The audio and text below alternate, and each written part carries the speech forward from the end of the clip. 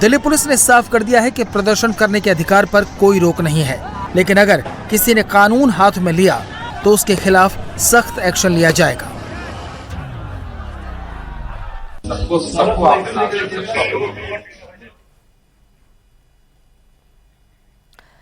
CJP की protest में police पर पथराव, गाड़ियों में तोड़फोड़ और हिंसा को लेकर दिल्ली पुलिस ने अब एक्शन लेना शुरू कर दिया है। पुलिसकर्मियों से मारपीट, पथराव और पुलिसकर्मियों को आई चोटों पर अलग अलग एफआईआर दर्ज करने के बाद अब सीसीटीवी फुटेज के जरिए उपद्रवियों की पहचान की जा रही है। इधर हिंसा और प्रोटेस्ट के मामले में पुलिस ने 70 लोगों को हिरासत में भी लिया है। सोमवार शाम प्रोटेस्ट में शामिल उपद्रवियों के हमले में आईपीएस और दिल्ली पुलिस के 10 अफसर के साथ साथ 118 से ज्यादा पुलिस और पैरामिलिट्री के जवान घायल हो गए हैं। दिल्ली के पुलिस कमिश्नर अनुराग ठाकुर ने अस्पताल जाकर घायलों से मुलाकात भी की। तो अब बारी उन उपद्रवियों की पहचान करने की है जिन्होंने शांतिपूर्ण प्रोटेस्ट की आड़ में पत्थरबाजी की और हंगामे किए। तो तस्वीरें आप देख सकती हैं कि सीपी और घायल पुलिस वालों से मिलने गए, जिन पुलिस वालों को चोटें आई थी इस प्रोटेस्ट के दौरान, उनका हालचाल जानने की कोशिश करते हुए। हालांकि अब उन प्रदर्शनकारियों को भी ढूंढा जा रहा है जिन्होंने उन पर पत्थरबाजी की, हमला किया, जिसकी वजह से कई सारे पुलिसकर्मी घायल हुए हैं।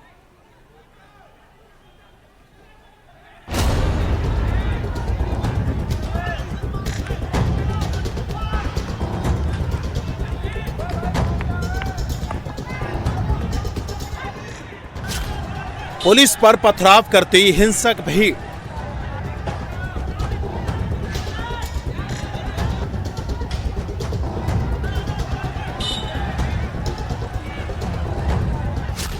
पुलिस के जवान की घेर कर पिटाई।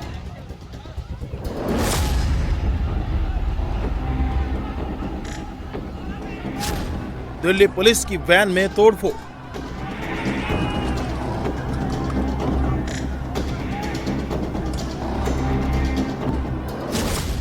पुलिस वैन को पलटकर लाठी डंडों से वार।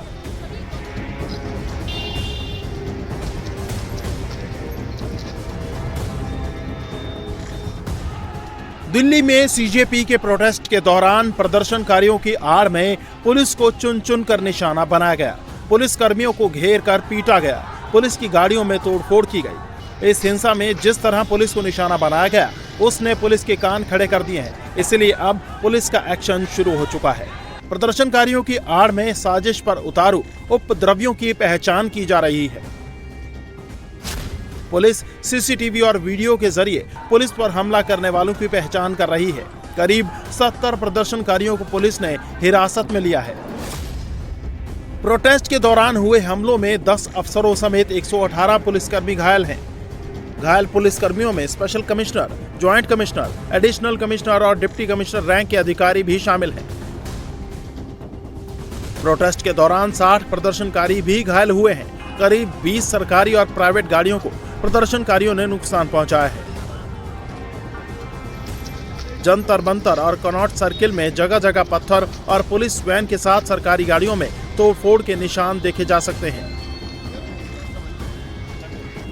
दिल्ली पुलिस के कमिश्नर अनुराग कुमार ने देर रात आरएमएल अस्पताल में जाकर दिल्ली पुलिस के घायल जवानों से मुलाकात और उनका हालचाल जाना।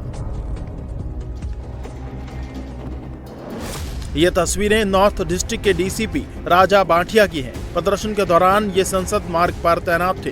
प्रोटेस्ट के दौरान इन पर हमला हुआ, ये हालत हुई। प्रोटेस्टर्स की आड़ में छिपे उपद्रवियों की शिकार दिल्ली पुलिस की ये महिला हवलदार भी हुई। आरएएफ की ऑफिसर सोनिया सहरावत के हाथ में चोट आई है। 118 पुलिसकर्मी घायल हुए हैं। हमारी ड्यूटी थी यहाँ जनपद पे क्लरीज होटल के सामने। वहाँ पे जाने बहुत ये प्रोटेस्टर इकट्ठे हुए थे। दोनों कैरिजवे में थे, हम इधर सामने वाले कैरिजवे में थे। दोनों कैरिजवे से पत्थर आने शुरू हो गए। पुलिस ने उनको समझाया लेकिन वो समझ में नहीं आए, जिसमें सिपाही से लेके और आईपीएस तक काफी इंजर्ड हुए और एक लड़की को तो काफी चोट आई। उसमें जो है ना सिर में पत्थर लगा, उसको मेरे हाथ में लगा, इनको हाथ में पैर में लगा। लेकिन उनके पास समझ में ये नहीं आया कि उनके पास पत्थर कहाँ से आए एकदम से। पत्थर वो क्या प्री प्लान लेके चले थे या कैसे था? बाकी प्रोटेस्ट खत्म हो चुका था। संसद मार्ग पर जो प्रोटेस्ट था वो खत्म हो चुका था। खत्म होने के बाद जो बाकी बचे हुए प्रोटेस्टर थे वो इकट्ठे हुए और उन्होंने जो है उग्र प्रदर्शन किया। उनमें हम सभी को चोटें आई हैं, अपने उच्च अधिकारी को भी चोटें आई है, हमें भी चोटें आई हैं।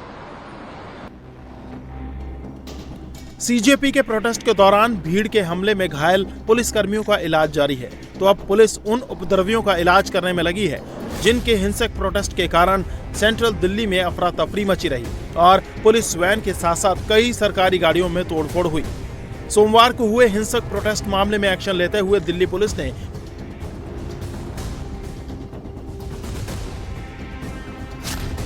कई एफआईआर दर्ज की हैं, जिनमें पुलिसकर्मियों से मारपीट, पथराव और पुलिसकर्मियों को आई चोटों के मामले दर्ज हैं। अलग अलग घटनाओं और शिकायतों के आधार पर अलग अलग एफआईआर दर्ज की गई हैं। पुलिस पर पथराव की घटना को लेकर भी केस दर्ज किया गया है। तो प्रदर्शन के दौरान हुई हिंसा और सरकारी काम में बाधा डालने के मामलों की भी जांच जारी है। अनलॉफुल असेंबली जिसको डील किया गया, कुछ स्टोन पेल्टिंग के इंसिडेंट्स हुए हैं, कुछ प्रोटेस्टर्स को दिल्ली पुलिस ने डिटेन भी किया। अप्रोप्रिएट एक्शन लिया जा रहा है।